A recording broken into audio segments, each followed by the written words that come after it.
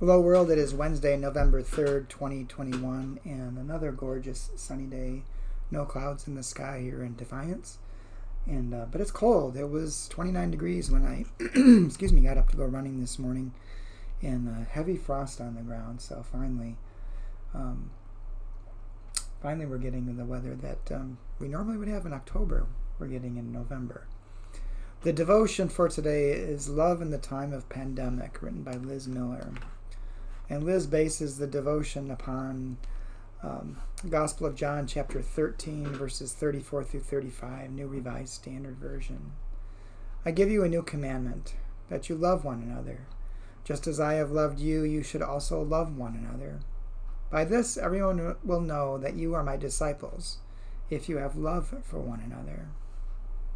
It's the Gospel of John, chapter 13, 34 through 35, New Revised Standard Version. And Liz writes, as anxiety-provoking as the earliest days of COVID-19 were, it was easy to love one another. We shared a universal love language that came with some catchy phrases. Stay home, save lives. Wash your hands. We can do hard things. Almost 2 years into the pandemic, loving one another has transformed from snappy slogans into convoluted questions more fitting for a Dear Abby column. If someone invites me to dinner, but I'm not socializing indoors yet, is it more loving to hurt their feelings by bowing out or to risk a painfully honest conversation? When worship returns in person and beloved faces are still missing, how many times is too many to reach out and say we're thinking about you before it comes across as nagging? What does love look like when we all have different needs and we're not even sure of what our own needs are going to be from 1 week to the next? The love Jesus gave was not one size fits all.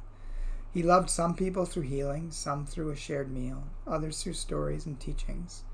If we are to love as he did, perhaps it requires me to define the love that I need, whether it is space, even as we long to be together, or continued invitations with the ability to hear no and to honor the love you ask for in return. And Liz's prayer. May we navigate our ever-evolving needs with Christ's love as our guide. Amen.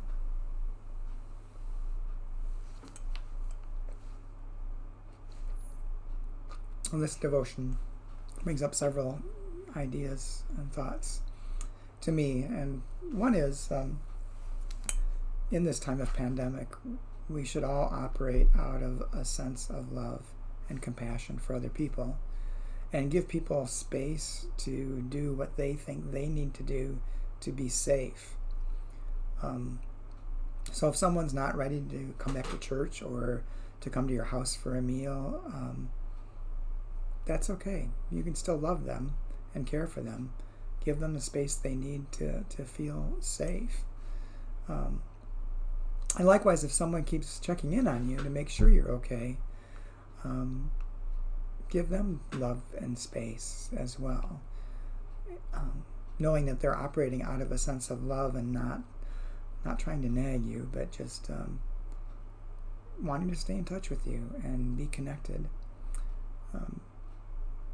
On the other hand, it also made me think that if you're having trouble leaving the house, if great anxiety fills you, maybe there's something else going on too that you might need to have addressed. I think is it agoraphobia? Is the fear of leaving the house?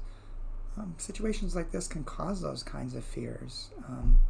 And that is a mental illness that can be overcome with therapy too. So if you find yourself unreasonably unable to get out of the house for whatever reason, seek some help too.